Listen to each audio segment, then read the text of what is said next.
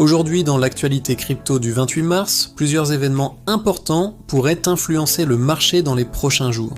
Entre des ventes massives de Bitcoin par un pays, une activité record sur Ethereum et une guerre des frais sur les ETF Bitcoin, le marché reste très actif.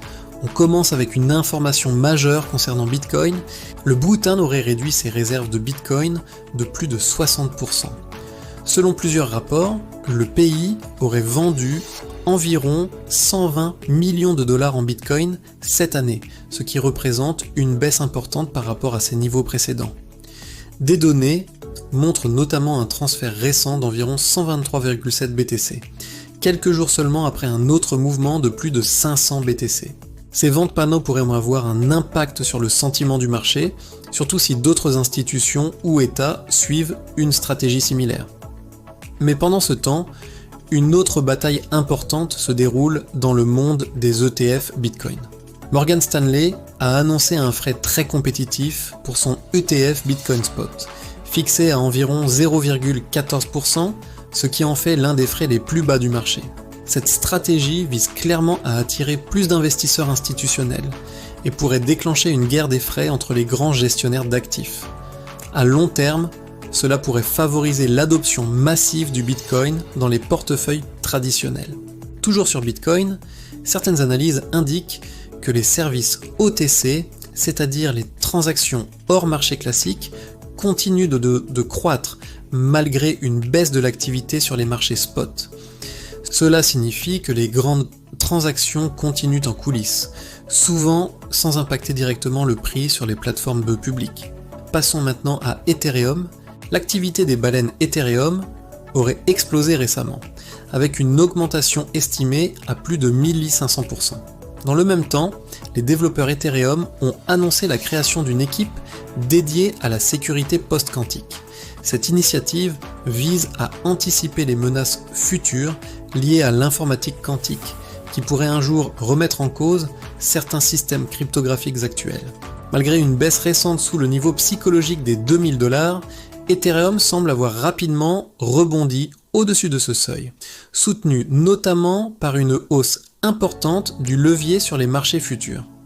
Cependant, une utilisation excessive du levier peut aussi augmenter le risque de volatilité brutale. Côté altcoin, certains analystes restent optimistes sur XRP. Plusieurs développements récents seraient considérés comme positifs pour son évolution à long terme, notamment dans l'adoption institutionnelle. Mais le marché reste sous surveillance, car certaines ventes importantes ont été détectées sur des altcoins via des plateformes OTC. Du côté de la régulation, une bataille judiciaire importante se prépare autour des marchés prédictifs. Washington aurait engagé une action contre Kalshi, alors que plusieurs États renforcent la pression juridique sur ce type de plateforme. Dans le même temps, la ville de Détroit aurait décidé de soutenir l'État du Michigan dans un conflit juridique impliquant Coinbase. Ce litige concerne notamment la régulation des marchés prédictifs et le rôle des autorités fédérales. Une autre donnée très impressionnante concerne justement ces marchés prédictifs. Le volume mensuel aurait dépassé 20 milliards de dollars, contre seulement 1,2 milliard en début d'année 2025. Cela montre une croissance extrêmement rapide de ce secteur, qui attire de plus en plus d'investisseurs.